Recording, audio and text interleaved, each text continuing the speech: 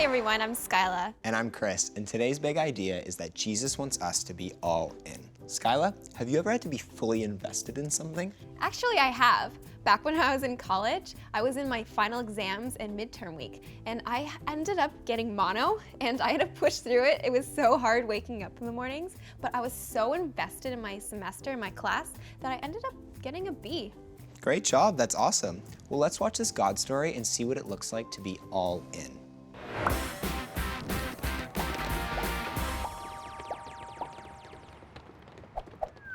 What animal needs to wear a wig?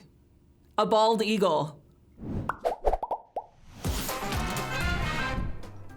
Hi friends, it's Jen, and I'm really excited to be back with you again today. Do you have something that you are really passionate about, something you get really excited for? Because I definitely do. I have this band that I have been a fan of since I was 12 years old, and I love them. I own every CD, I know every word to every song, and I have been to 50 of their concerts. I am a really big fan of this band. I am all in. But you know what? Even though I love this band as much as I do, I love Jesus even more. And today's big idea is that Jesus wants us to be all in.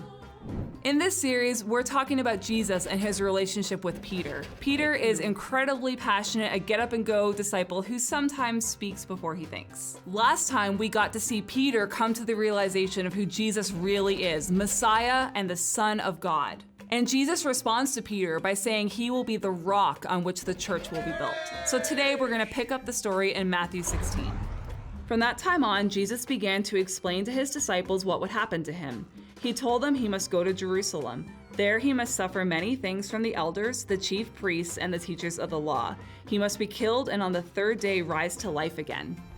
You see, Jesus knew what was going to happen. He knew he was going to suffer and die because he loves people so much. He knew he would die and be raised on the third day, and he wanted his disciples to know that this was going to happen.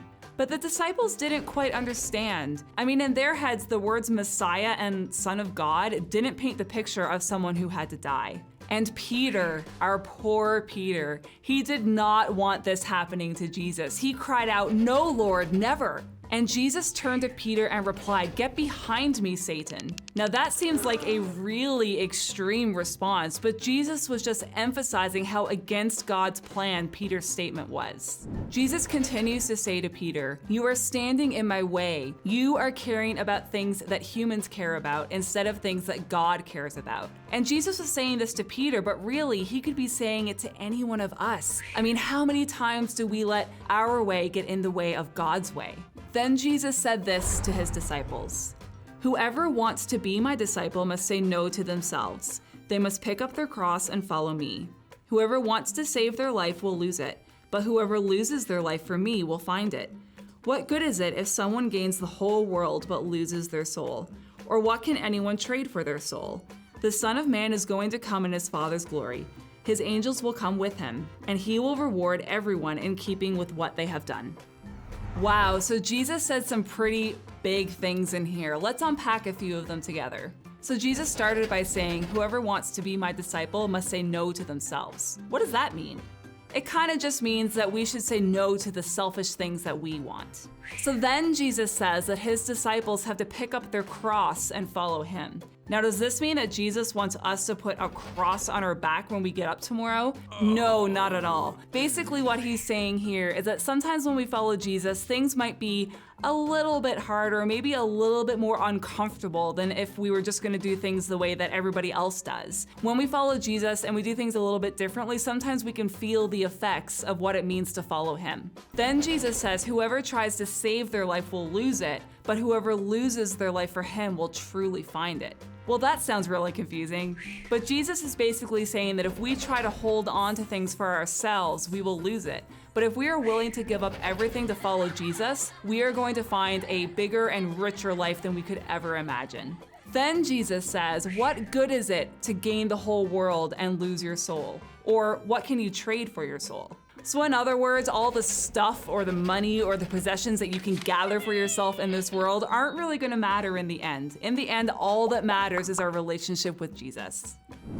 So Jesus concludes by saying that he will return in his Father's glory along with all of the angels, and he will reward everyone for what they have done in the kingdom of God as they follow Jesus. That is a pretty cool ending to the story. When we follow Jesus, our lives look different from those around us. Our lives kind of get flipped upside down. Money, power, fame, and other stuff matter a lot less because Jesus becomes our number one.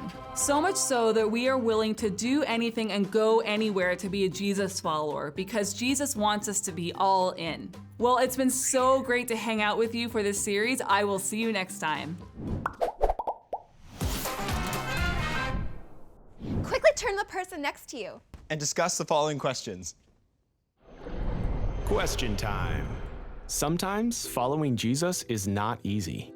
In fact, Jesus says, "Whoever wants to be my disciple must say no to themselves. They must pick up their and follow me." Luggage, cross, nets, laundry. Cross. What can we trade for our souls? Nothing. Money. Stuff. Good grades. Nothing. What do you think it is like to really be all in for Jesus? To give our whole lives to him?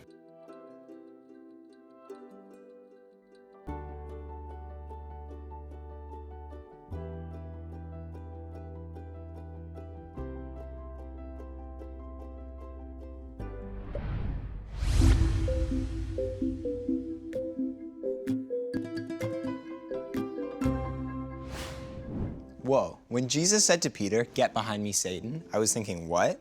But then I got it. Jesus wants us to do things his way because ultimately it is the best way. The Jesus way sometimes requires hard work, dedication, and lots of reminders that he has the best in mind for us. It's true. Think about any hobbies you might do or sports you might play. Sometimes we have to make major sacrifices to achieve our goals. We're now gonna watch a video. And when I watched the video for the first time, the word commitment had a whole new meaning to me. Let's watch these young gymnasts and see how they're all in with what they do. This is my brother and his name is Lucas. I really like gymnastics and I train for 16 hours a week. My name is Rebecca and I like to play games on my mom's phone. I like to eat and I also like gymnastics and I also train 16 hours a week.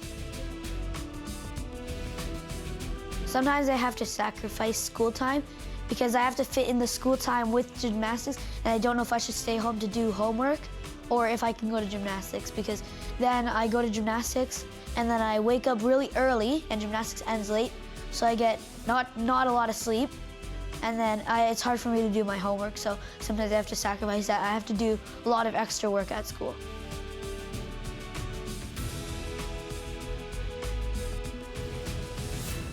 Some moves are really scary because like either you can't see where you're going or it's just like a lot of strength that you need and then you can't do the skill and then it's hard.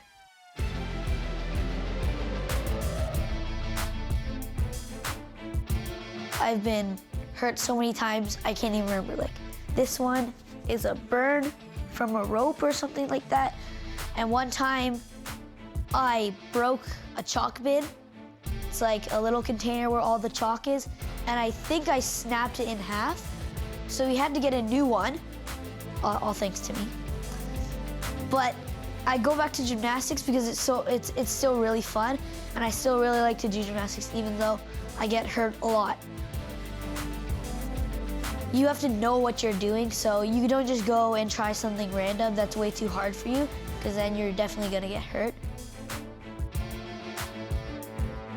If you can't do the skill, you want to have a coach to help you, so they spot you and then they help you with the skill, and if you're gonna fall, they just hold on to you and then you don't get injured.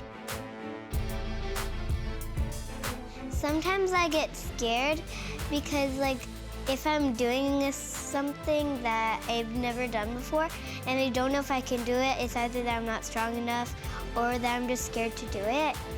And then other times I just go for it and ask for a spot. My favorite apparatus is floor because it's just really fun.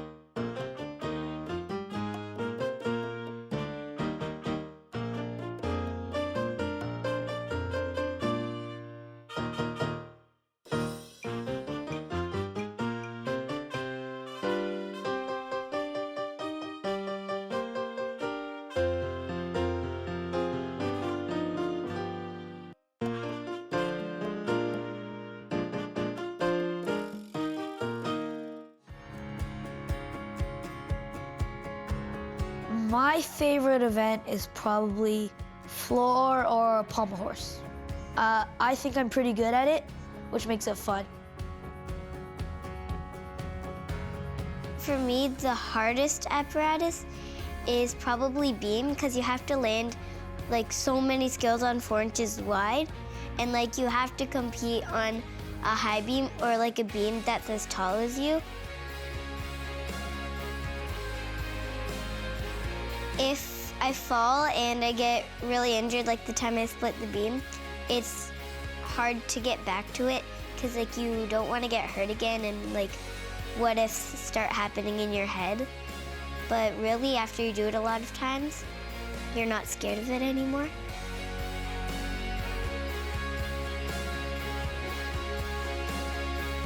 Yeah, usually I pray before I go to sleep, and that I can do well at the competition, have fun, and that I'll remember all my routines and stuff.